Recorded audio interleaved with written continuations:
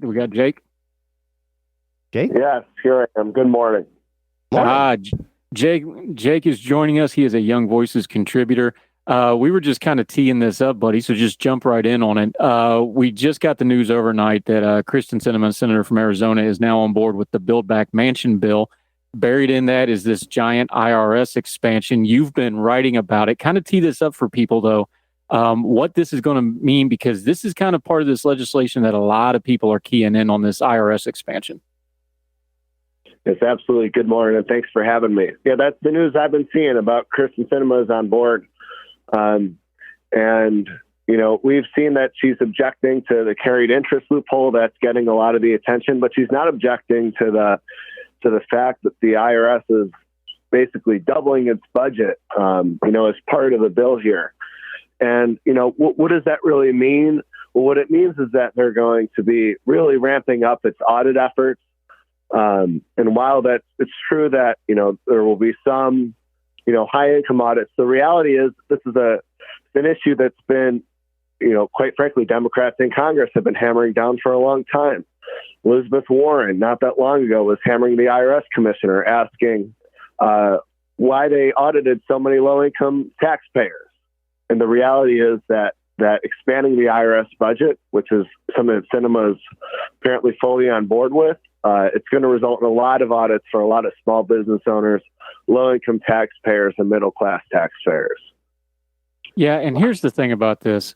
Let's back up, because in 2019, and this is GQ, so you can't say that this is some right-wing conspiracy or right-wing news. This is GQ. This is about as liberal as it gets. Let me draw your attention to this. You may remember this. This is the headline. I'm going to read it verbatim. The IRS admits it doesn't audit the rich because it's too hard. This is from GQ. They wrote this whole big feature piece on how they don't even bother to audit the rich because takes too long. It doesn't show up on performance reports. The rich, of course, have enough money that they can drag it out in court and hide it.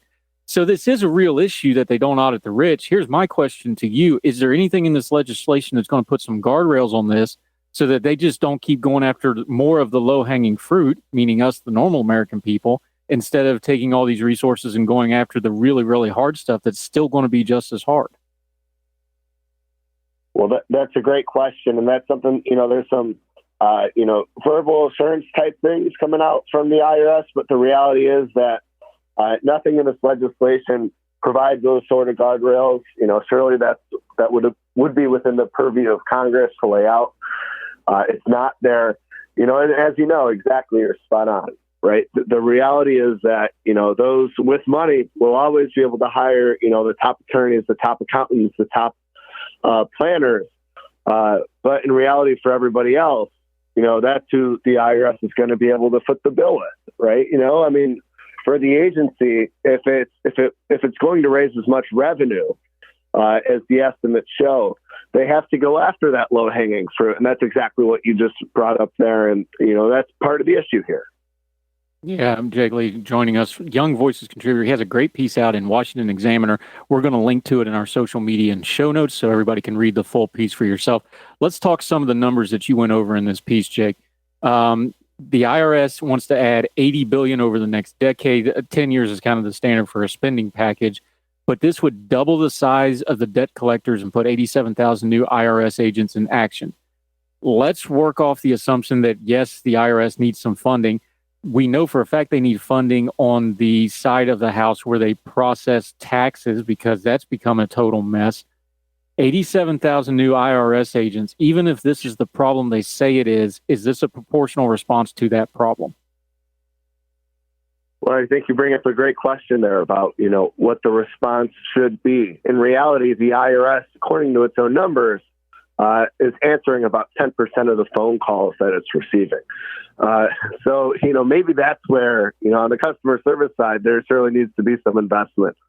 That said, there are those who will say that the IRS hasn't grown with its budget as it should. The reality is most tax returns are processed electronically these days. They're not paper returns that it used to be back in the day where they had to go over, each and every sheet. The electronic returns should remove a lot of that issue. So, I don't know, maybe they're just like anything in government, right? You have a couple percent, increase every year. You add some jobs, fair enough. But this is obviously not a proportional increase, and and the stated purpose is which makes sense, rightfully, to raise revenue. But when we talk about such a massive response to that, again, we know who the revenue is going to be coming from, and it's probably not the top 1%.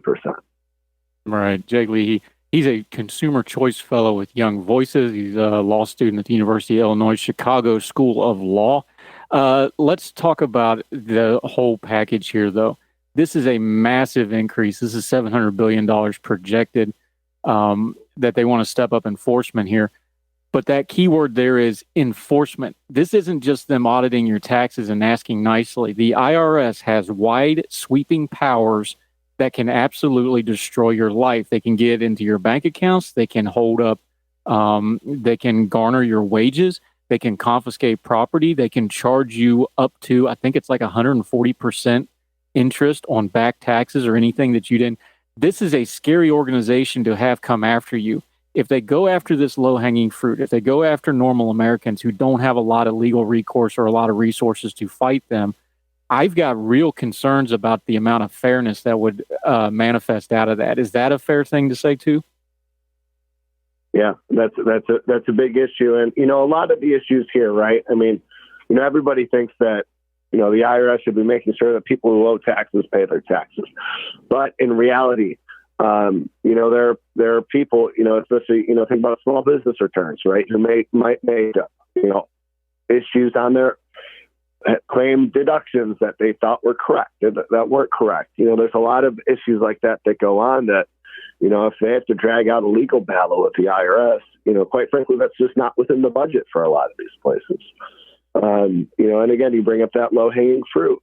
For those type of taxpayers, it's easier said than done to make sure that everything is right, that all that the I's are dotted and the T's are crossed.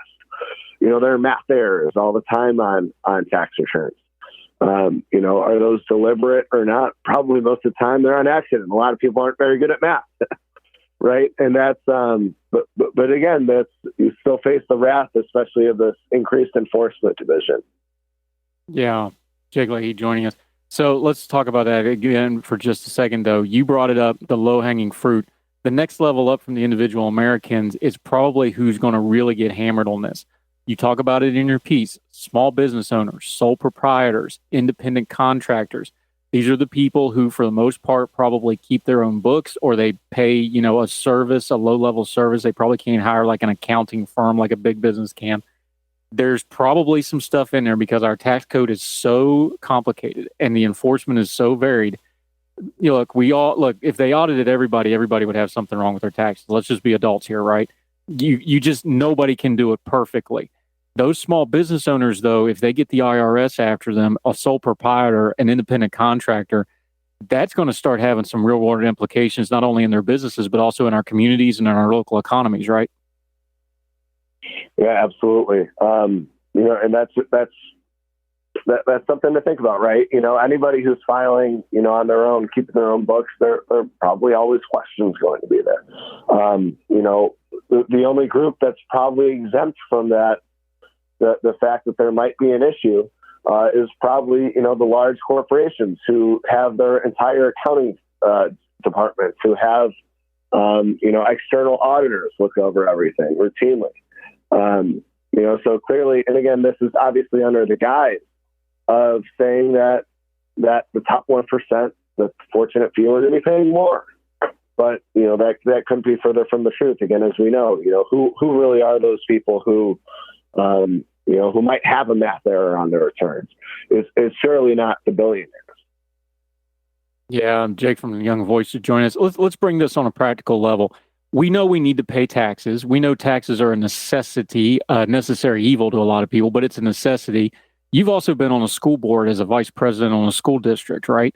On a practical level that tax dollars, you've seen the working into this of how tax dollars go directly into the community. That's something people don't often get to see.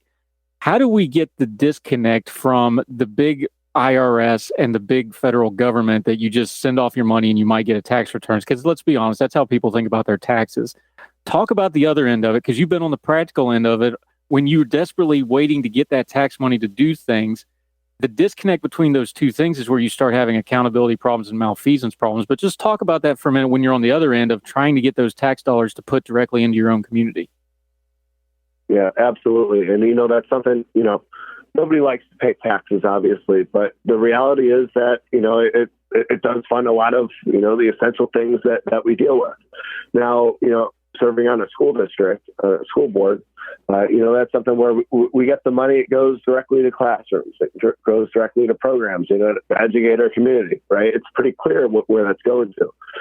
Part of the problem is that people feel like they're sending a blank check to Washington, who knows where it's going. It's going to these nameless, faceless agencies, the alphabet agencies, and that's something that, it's in terms of accountability, in terms of transparency. Obviously there's information out there, but it's just something that, is perhaps it's a messaging problem. I don't know the answer for Washington on that. But the reality is that, when people are writing these tax bills, they don't know where it's going. It's something that should be at the forefront of our government's priorities to say, here's where your money's going. 3 cents are going to, to this program to fund infrastructure. But, that's not necessarily the message you get from Washington very often.